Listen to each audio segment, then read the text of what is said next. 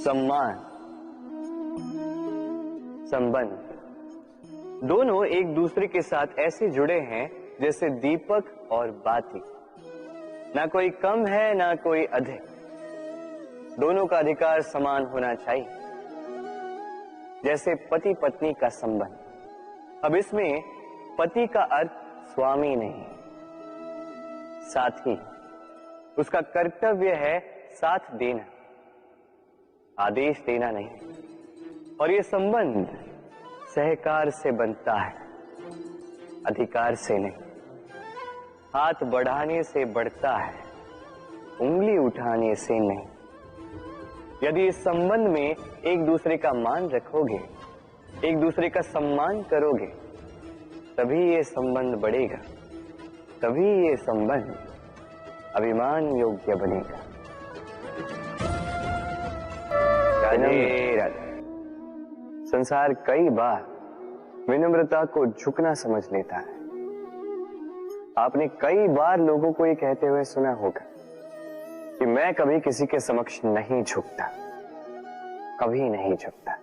मैं टूट जाऊंगा किंतु कभी झुकूंगा नहीं। अब देखिए, ये सारी बातें जो है मन में अहंकार भर देती। अहंकार आपको स्वयं आपके पतन की ओर ले जाता है। समझ जाइए एक महत्वपूर्ण बात, किसी के समक्ष झुकने का अर्थ ये नहीं कि सामने वाला व्यक्ति आपसे अधिक प्रभावशाली बन गया है। इसका अर्थ ये भी नहीं कि आप हार चुके हो या हार मान रहे।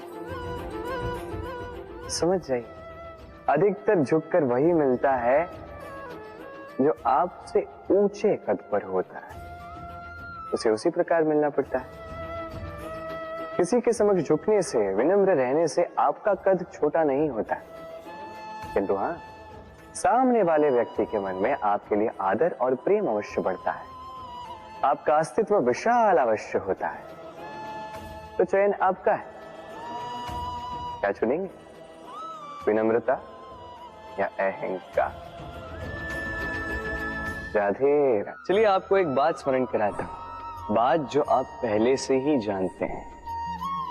कैसी विचित्र बात है ना। देखिए, आप इस संसार में आने से पूर्व भी ये संसार था, आप इस संसार से जब जाएंगे उसके पश्चात भी संसार रहेगा। अर्थात आपके आने से पूर्व और आपके जाने के पश्चात का समय आपके हाथ में है नहीं। तो आपके हाथ में है क्या?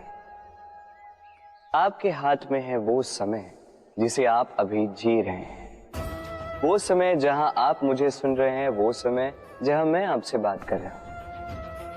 बस यही आपके हाथ में है। अब इसका आप क्या करेंगे? चिंता करके नष्ट करेंगे? मैं तो यही कहूंगा कि आपको चिंतन करना चाहिए। चिंतन करें कि कैसे इस समय का अधिक से अधिक सदुपयोग किया जा सके, कैसे अधिक से अधिक महान कार्य हम कर सकें, शुभ कर्म कर सकें, कैसे हम सब में आनंद बांट सकें। स्मरण रखिएगा, ये चिंता चिता तक ले जाती है और चिंतन मन को कुंदन बना देता है। राधे राधे। इस कोमल घास को देख रहे हैं, इतनी कोमल कि कोई बालक पे आके इस पर बैठ जाए तो ये दब जाती। एक छोटा सा चूहा कहीं से आ जाए, अपने दांतों से इसे काट सकता है, और यदि कोई हाथी आ गया तो बड़ी सरलता से इसे जड़ से उखाड़ कर फेंक सकता है ना। अब देखिए,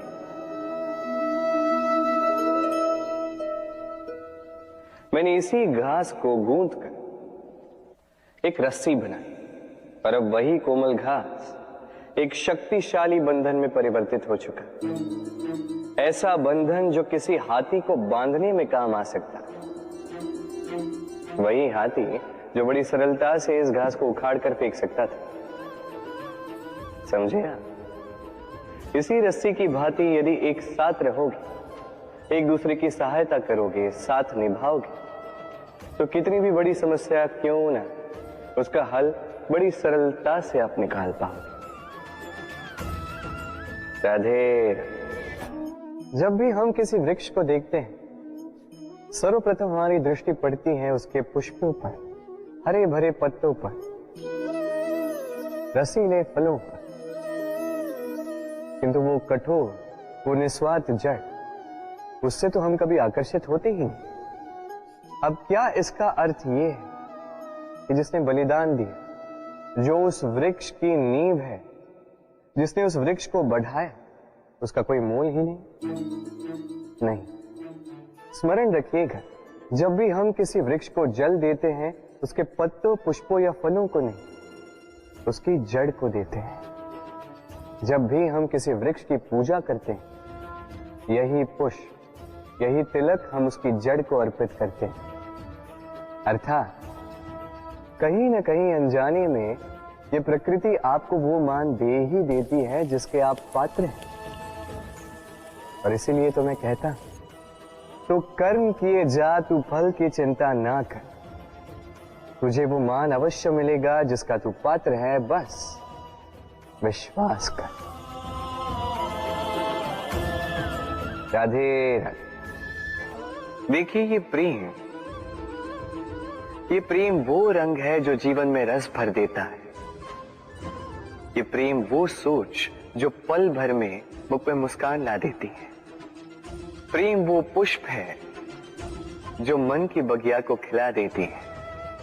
प्रेम वो सोच जो एक ही क्षण में संसार में आपको सबसे अधिक संपन्न अनुभव करवाती है। ये प्रेम वो जो तपते मरुस्थल में आपको जीवित रखे। ये प्रेम वो जो आपकी आत्मा को तृप्त कर दे। ये प्रेम वो जो आपके मुख पर मुस्कान ला दे, जैसे अभी इस समय राधा मेरे मुख पर लिए। अद्भुत है ये प्रेम। तो आइए इसी प्रेम के साथ कहीं राधे राधे। इस तालाब को देख रहे हैं आप? बच्चे, बूढ़े, युवक, किसी से भी मैं पूछ लूं कि ये क्या है तो सबका उत्तर एक ही होगा। उत्तर तब बदलेगा जब प्रश्न ये होगा कि आप इस तालाब के साथ क्या करना चाहें। कोई कहेगा कि मैं यूं ही किनारे पे बैठ के इस जल को स्पर्श करके शीतल वायु का आनंद लेना चाहूंगा। कोई कहेगा मैं इस तालाब में तैरना चाहूंगा। कोई कहेगा मैं एक कागज की नाव बना के इसमें छोड़ना चाहूंगा। कोई कहेगा मैं मछली पकड़कर जीवन यापन करना चाहूंगा, आदि इत्यादि। आपको एक बात बता दूं कि हमारा जीवन भी इसी तालाब की भांति एक समान, किंतु हमें इसके साथ क्या करना है यह निर्णय हमारा है। इस तालाब में आपको मोती भी मिलेंगे, कीचड़ भी मिलेगा। यदि आप मोती पाना चाहते हैं तो आपको उस गहराई तक जाना होगा, उतने प्रयास आपको करने होंगे, तब जाके आप मोती पाओगे। अन्यथा केवल कीचड़ हाथ लगे। किंतु जो मैं सदैव कहता, निर्णय आपका है। राधे।